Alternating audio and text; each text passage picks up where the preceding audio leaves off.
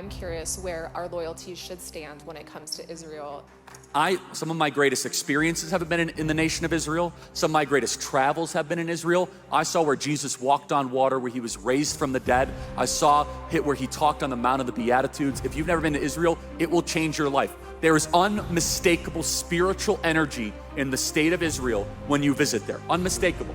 I have never seen this Charlie Kirk video before, but this is just unbelievable. This is a video of Charlie Kirk answering a Christian on support for Israel and why Christians, in fact, have a duty to stand by the Jewish people. Take a look. As a baby Christian, I'm curious where our loyalties should stand when it comes to Israel. And the second part kind of comes from the idea of replacement theory and the covenants. And obviously with Abraham, circumcision changed, that covenant kind of shifted. Is the new covenant truly transcendent? Does it alter everything that was before this? Honestly, phenomenal question. Thank you for coming with such good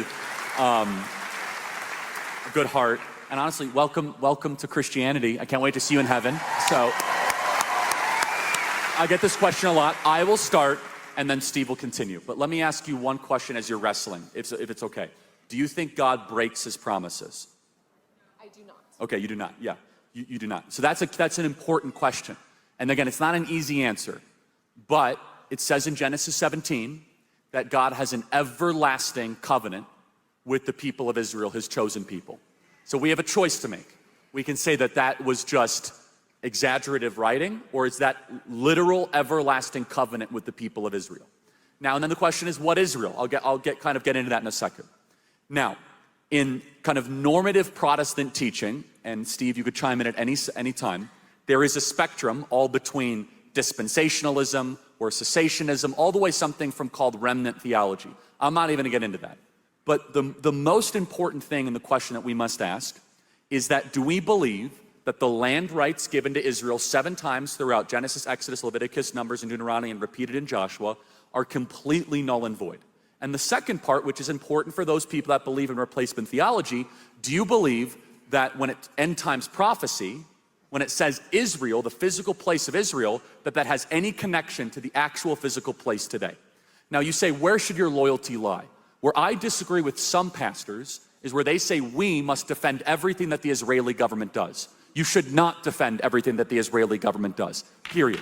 You are loyal to one thing only. You are loyal to Jesus Christ. And that is it. That is your standard.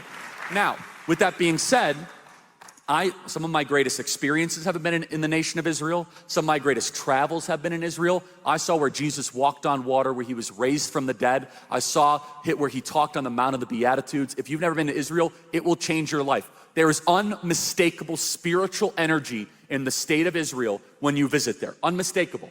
From the Via Dolorosa, from the suffering servant of Christ, to see where Jesus Christ died, where he was crucified. It's amazing, right? What I think is happening, though, is that sometimes there's a theological argument and a geopolitical argument. The theological one, I'll let Steve kind of chime in on what the position of his church is, I think should be very, very simple, which is that the error I think replacement theology makes can be found in Romans 9, 10, or 11. Where in Romans 11, Paul basically says, we are grafted in to the old covenant, that we are an extension to the Jewish people on top of us, that he says, no, even though the old covenant is way, do not cast away the people of Israel, but instead we are a covenant on top of. Now, there is an equally as confusing verse in Hebrews 10 that sometimes gets used by replacement theology. I don't want to get into that, but it's somewhat taken out of context. But the one other aspect, I got a lot of thoughts on this. The other aspect that I think is very concerning is that as this debate has come up, and your question was beautiful and wonderful, some people have used this debate as an excuse to peddle their Jew hate. And there is a disturbing rise online by some people of people that want to blame the Jews for why they have no money in their bank account and why their car ran out of gas and why they can't make good decisions. Everybody, if you are blaming the Jews for your decisions, you are on a bad self-destructive cycle and you should stop immediately and repent. That is evil and that is dark and that is wrong. You should not do that. But there's a lot of things the Israeli government does that I don't like. I can name them. The Israeli government has really bad abortion policies. The Israeli government has gay pride parades in downtown Tel Aviv. The Israeli government pushed the vaccine on all their people and basically turned Israel into a petri dish for a vaccine that none of us supported. I don't like the fact that the Israeli government mistakenly or unmistakably bombed the church the last couple weeks ago. We shouldn't support that. With all that being said, though, Israel looks like a much better country when contrasted with what I said earlier, with Islamic totalitarianism around it. They're not a perfect country. They're not a country that, honestly, we should even talk as much as we do. But we as Christians should pray for the peace of Jerusalem. That is unmistakable. We as Christians should reject Jew hate. And we as Christians should find unity in one thing that we can all agree on. We should seek to bring every Jewish person on the planet to Jesus Christ, because Jesus is the answer. Steve, you want to explain? Well, All right, so obviously that last part I don't agree with as a practicing Jew, but this is the guy that people want to believe. This is just the other pastor, but this is the guy that people want you to believe was anti-Israel. This is a recent clip. All right. This is the guy that Candace Owens and others want you to believe was turning on the Jewish people, turning on Israel. And that's why Israel had to take him out. The insanity here is apparent.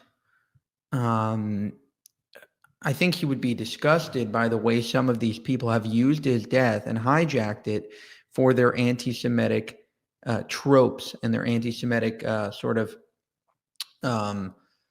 narrative they're trying to push. This is a guy who clearly, multiple times in public, defined anti-Semitism as something that is from the deepest depths of hell. And listen, a lot of what he said about, the Israeli government and leftist policies, I actually agree with. I think that the Israeli government is much more left than people realize, and especially past Israeli governments have been very liberal leaning. But I think that his criticism was fear, not going out and talking about how Israel doesn't have a right to exist, not talking about how Israel is somehow committing genocide. He was very exact and very clear in what he criticized, as opposed to being very broad and trying to destroy Israel altogether. In fact, he was just the opposite. He was trying to fight against those types of people. I just want to point out, though, also, regardless of his position on Israel, Charlie Kirk was a great man to be revered, somebody to look up to, somebody to try to model yourself off of. And, he was just an incredible Christian figure. And I also want to mention that there was a terrible attack, I believe in Michigan, at a church, and Christianity and Christians are under attack by some very dark forces in America. And that should definitely be more paid attention to. If you believe in what we do here over at Jewish Uncensored, consider supporting us in a few different ways. You can support us monetarily by going to buymeacoffee.com/Jewish Uncensored. You can also go to our new merchandise store, IsraelUncensored.com, where we just dropped a bunch of new merch.